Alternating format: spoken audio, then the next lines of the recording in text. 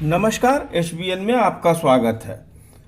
Corona virus को लेकर बाहर से आए प्रवासी बिहारियों को क्वारंटाइन सेंटर बोधगया में बनाया जाना एवं वहां फैले कुव्यवस्था के कारण स्थानीय नागरिकों में फैले संक्रमण पर नगर पंचायत, जिला प्रशासन एवं जनप्रतिनिधियों के ऊपर अफसरशाही का शिकंजा कसना एवं फैले कुव्यवस्था को लेकर बरसे बोधगया के विधायक कुमार सर्वजीत उन्होंने प्रेस बुलाकर सरकारी तंत्र की धज्जियां उड़ाते हुए कहा, मुझे ये कहते हुए बहुत दुख होता है कि लोकतंत्र एक ऐसी मंदिर है जहां से जनता की सभी बातों को सरकार के नज़रों में पहुंचाने की जिम्मेवारी एक जनप्रतिनिधि की होती है।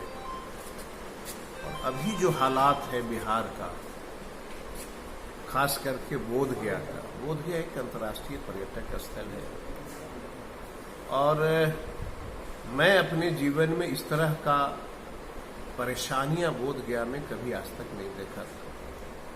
कितने लोग यहाँ पे होटल जो है अपने बैंक से कर्ज लेकर के, अपनी जमीन को बेच करके, अपनी संपत्ति को बेच करके एक व्यापार खड़ा किया। फुटपाथ पे चाय बेचने वाले लोग, साइकिल पे कपड़ा बेचने वाले लोग, जितने लोगों ने बैंक से कर्ज लेकर के बस खरीदा, टेम्पो ट्रेवल्स खरीदा, इनोवा खरीदा, सब लोग जो है त्राहिमाम है। सबसे बड़ी बात है कि सरकार का कोई नीति नहीं है कि हम इस बोधगया को कैसे बचाएं। नगर पंचायत, पूरे बोधगया के लोग, पूरे देश दुनिया में यह व्यवस्था है कि जो नगर पंचायत, नगर निगम होते हैं वह सरकार को टैक्स देता है। हम किस बात का टैक्स देते हैं आपको? यहाँ के लोग किस बात का टैक्स देते हैं आप लोग? आप बीमारी से बचने के लिए कदम नहीं उठा रहे हैं, छिड़काव नहीं हो रहा है। एक दिन भी पहले भी लॉकडाउन हुआ, देश के माननीय प्रधानमंत्री के आह्वान पे, हमारे आग्रह पे एक दिन नगर पंचायत के अधिकारियों ने छिड़काव किया। उसके बाद से पूर्ण रूप से जो है अधिकारी बोधगया को उसके हाल पे छोड़ रखा है। गांव के अंदर एक बार भी छिड़काव नहीं हो रहा है। क्वारंटीन सेंटर है, यहाँ पे बाहर से लोग आ रहे हैं, बीमारी फैल रही है। यह बोधगया के नगर पंचायत की जिम्मेवारी बनती है उसके अधिकारियों को। हम हैं, एमएलए हैं, वार्ड काउंसलर हैं, ये सब लोग अपने आप को लाचार महसूस कर रहे हैं। अध्यक्ष हैं, उपाध्यक्ष हैं, सब लोग लाचार हैं। अधिकारी सामान मुहैया नहीं कराती है, गाड़ियां नहीं है। बोधगया को बचाने के लिए हम लोगों ने कई बार वो माननीय मुख्यमंत्री को पत्र लिखा, होटलों को बिजली बिल माफ करने को लिखा, व्यवसायियों को टैक्स माफ करने को लिखा। सरकार को एक भी कान पे मेरे, हम लोगों की जनप्रतिनिधियों की कोई बात सरकार को समझ में नहीं आती है। गांव के अंदर जो है बीमारी फैल रही है, टनकुप्पा है, फतेहपुर है। सरकार कहती है कि प्राइवेट अस्पताल किसी भी मरीज को तभी देखेगा जब उसका पास सर्टिफिकेट होगा कोविड-19 का। वो बेचारा को पता ही नहीं है कि हम इलाज कहाँ कराना है, हमको कोविड-19 का टेस्ट कहाँ कराना है। कोई एक्सीडेंट हो रहा है, आज ही हमें सूचना प्राप्त हुई, एक व्यक्ति का एक्सीडेंट हो गया, कमर टूट गया, बेचारा पूरा गया घूम रहा है, कोई देखने वाला उसको नहीं। ये सरकार की ना जाने कौन सी नीति है। सरकार पूरी रूप से चुनाव कैसे हो जाए, सरकार के अधिकारी, सरकार के मंत्री, सरकार के लोग सिर्फ परेशान है कि हम सत्ता पे कैसे काबिज हो जाए। महामारी से कैसे देश को बचाना है, कैसे यहाँ के लोग बचेंगे, कोई चिंता नहीं है। महामारी फैली है राजस्थान में, सरकार आप गिरा रहे हैं। महामारी फैली है मध्य प्रदेश में, आप सरकार बना रहे हैं। महामारी फैली है झारखंड की, सरकार गिराने की साजिश रच रहे हैं। क्या हो गया है भाजपा के साथियों को? मानवता शर्मसार करने पे उतारू हैं ये लोग। इसलिए हम अपील करते हैं आपके माध्यम से सरकार को, जिला अधिकारी को, कि आप कम से कम गया में कोई गाइडलाइन जारी कर दीजिए जिससे प्राइवेट अस्पताल में लोग इलाज करा सके। सरकारी अस्पतालों की स्थिति कौन नहीं जानता है। सरकारी अस्पताल की क्या स्थिति है। अगर बीमारी से ग्रस्त व्यक्ति सरकारी अस्पताल पहुंचता है, सिवाय काढ़ा का उसके पास कोई व्यवस्था नहीं। वह भी अगर काढ़ा आपको मिल जाए तो यह मान के चलिए कि उनके लोगों ने घर से कोई व्यवस्था करके लाया है। इस तरह का शर्मसार मानवता हो रही है। हम तो आपके माध्यम से गया के कमिश्नर को अपील करते हैं, गया के जिलाधिकारी को अपील करते हैं, सभी सरकारी तंत्र से अपील करते हैं कि आप जनप्रतिनिधियों का सहयोग क्यों नहीं ले रहे हैं। आप जनप्रतिनिधियों को क्यों नहीं जगा रहे हैं। आप उनको बताइए कि कहां पे कोविड-19 की जांच होनी है, कैसे होनी है। गांव में बीमारी फैल रहा है, कौन देखेगा। आप कम से कम बताइए तो। हम लोग टेलीफोन करते हैं, ढीवर में, आरोपुर में, कई जगह में एक शिविर लगा, जांच हुई। 63 में से जो है 31 लोगों को जो है सो कोरोना पॉजिटिव निकल गए। कौन देखेगा उसको। गांव को सील कौन करेगा, गांव को शिक्षित कौन करेगा, ये बीमारी के प्रति कौन जगाएगा, किसकी जिम्मेवारी है। आप जनप्रतिनिधियों की बात नहीं सुनते हैं। सरकार का मुखिया घर के अंदर बंद है, कौन बताएगा, कौन गरीब को बचाएगा। लोगों को जीवन का जो है महत्व सरकार नहीं समझ रही है। हम हमेशा अपील कर रहे हैं, हम लोगों को जागरूक करने का प्रयास कर रहे हैं। हमारे पास लोग जो है सूचना देते हैं कि इस गांव में जो है ये बीमारी फैली है। हम किसको बताएं, ये हमें खुद नहीं मालूम कि मैं किसको बताऊं। जिलाधिकारी को बताऊं तो क्या होगा, सिविल सर्जन को बोलूं तब क्या होगा, कमिश्नर को बताऊं कब तब क्या होगा। जहां भी आप फोन लगा लीजिए, कोई फोन उठाने वाला नहीं है। जनता को उसके हाल पे छोड़ देना है। और मैं लोगों से अपील करता हूं कि ऐसी मरी हुई सरकार को बहिष्कार करिए और अपनी जीवन को कैसे सुरक्षित रख सकते हैं। ये अंतर्राष्ट्रीय पर्यटक स्थल में एक छिड़काव करने की गाड़ी नहीं है। ये क्या संदेश देना चाहते हैं बोधगया में लोगों को। विदेशी लोग जो है अपने नेट पे चेक कर रहे हैं कि बोधगया के सभी होटल जो है क्वारंटीन सेंटर बन गया है, वो अब आना नहीं चाहते हैं। अरे भाई, अगर व्यापारियों को बिजली बिल माफ कर जाएंगे तो क्या हो जाएगा। सरकार को कोई गरीबी तो नहीं खा जाएगी ना।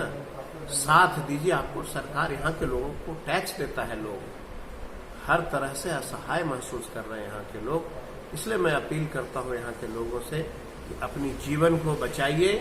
यही हमारा आज सोमवार का दिन है, भगवान भोलेनाथ का यह दिन है। शपथ लेना चाहिए आज सबको कि अपने जीवन को कैसे बचाइए। सरकार के भरोसे न हमारा जीवन बचेगा। हम आपके माध्यम से गया जिला के डॉक्टर्स को अपील करते हैं, सभी सरकारी अस्पतालों को अपील करते हैं कि मानवता को लाकर के लोगों को मदद करिए। हमारी अगर जरूरत है तो एक हमें भी आप बताइए, हम भी आपके जो है सारे ड्रेसअप तैयार करके हम मानव जाति को सेवा करने के लिए तैयार हैं, लेकिन बताइए तो। अच्छा सर, यहाँ जो होटल को क्वारंटाइन सेंटर बनाया गया है, सरकार के तरफ से उन होटल वालों के लिए कोई सुविधा किसी प्रकार का तो हमारी जुबान थक गई, मांग करते करते थक गए हम लोग। उसके एवज में कुछ पेमेंट मिलता है, मानदेय या दे कुछ। मुझे लगता है कि यह पहला राज्य होगा जहाँ पे लोकतंत्र में न जनप्रतिनिधियों की कोई कीमत है न जनता की कीमत है। थक गया मैं ये कहते कहते सरकार को कि होटल में गरीब के बच्चे काम करते हैं, उनके लिए व्यवस्था करो। आप किट दो उनको, में जो है मास्क दीजिए, सैनिटाइजर की व्यवस्था करिए। सब छोड़ दिया वहाँ होटलों के हाल पे। ये बताइए, 5 महीना से एक कप चाय नहीं बेचा है बेचारे किसी होटल वालों ने, फुटपाथियों ने, सब्जी बेचने वालों ने, फलों वालों ने। एक व्यापार नहीं हुआ 5 महीना किसी के पास। वह बेचारा होटल में अपना पैसा कहां से लगा के सुविधा देगा। बैंक की नोटिस आ रही है, सरकार कहती है नहीं देना है, और लगातार बैंकों के द्वारा जो है होटलों को नोटिस दी जा रही है। कहां से पैसा हम लोग देंगे। इसलिए ये व्यवस्था पूरी की पूरी समाप्त हो गई। मानव जीवन को अपने आप कैसे बचाना है, ये अब जनता को तय करना होगा।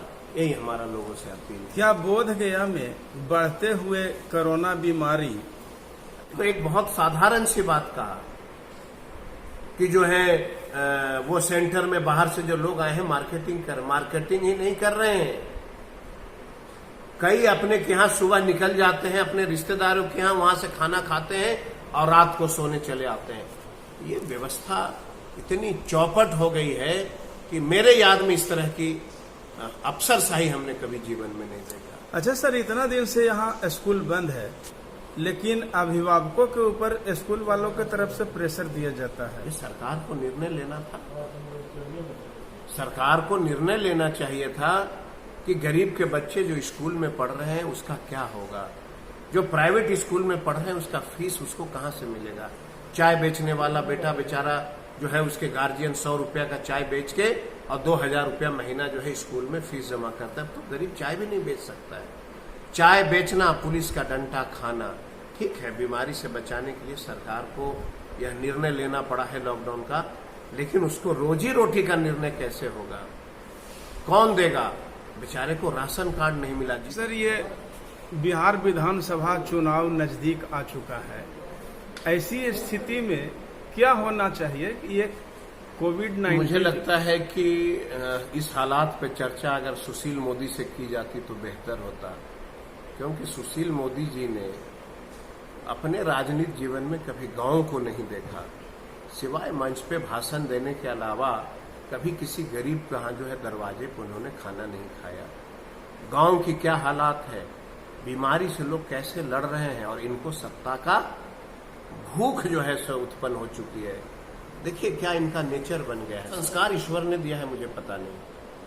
आप क्या चाहते हैं, बिहार से गरीबों को मिटा देना चाहते हैं, गरीबी मिटाना चाहते हैं, या गरीबों को मिटा देना चाहते हैं।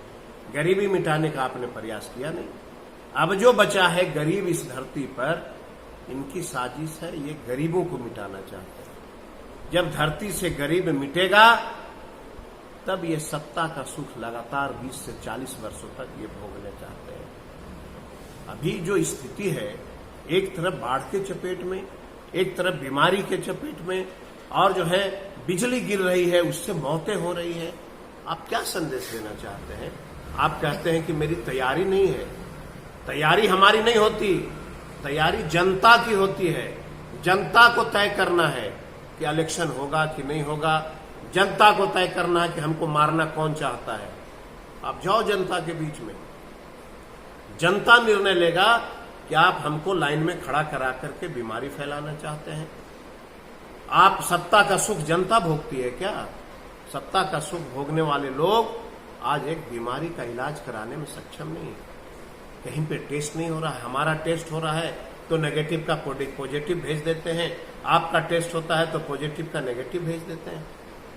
अच्छा सर, मनरेगा में ये जल जीवन हरियाली के तरफ से महाबोधि पैन प्लस कुआं इत्यादि बहुत से कार्य हुए, क्या इसकी समीक्षा कौन करेगा?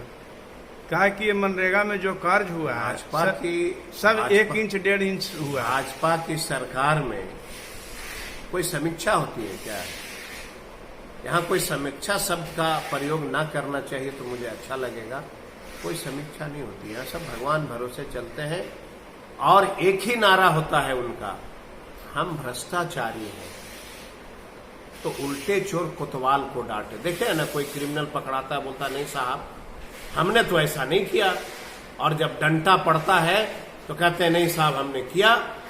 तो डंडा पड़ने का समय आ गया है, जनता तय करेगा कि कौन भ्रष्टाचारी है। और मुझे तो लगता है कि जिस तरह से बाढ़ में सुशील मोदी जी हाफ पैंट पहन के भाग रहे थे, इस बीमारी में हाफ पैंट पहन के कम से कम गांव की ओर तो रुख कर लीजिए ना। अरे कम से कम जिस इलाके में बीमारी फैली है वहां जाके देख तो लीजिए ना एक बार। 28,000 डॉक्टर होने चाहिए थे बिहार में, 3100 डॉक्टर हैं जो प्राइवेट अस्पतालों में अपने जान जोखिम में डाल के काम कर रहे हैं। आप कल्पना करिए कि बिहार में 3100 कुछ डॉक्टर मिलकर के और पूरे बिहार का भार लेकर ले रखा है, और सत्ता में सुख भोगने वाले लोग बधाई दे रहे हैं कि राम जन्मभूमि का जो है भूमि पूजन है, ये बधाई दे रहे हैं। अरे ईश्वर के दरवाजे बंद हैं, आस्था हमारा आपका सबका है। रुकिए, ईश्वर की मंदिर बनेगी, किसने कहा नहीं बनेगी? लेकिन ईश्वर के द्वारा जिनकी उत्पत्ति हुई है उसको तो बचाइए। जिन लोगों को इस धरती पर ईश्वर ने जन्म दिया है उसको बचाइए। मंदिर और मस्जिद आते हैं, जाते हैं, बनेंगे, बन रहे हैं, लेकिन जो पैसे आप खर्च कर रहे हो बड़े बड़े अस्पताल बना करके कम से कम गरीबों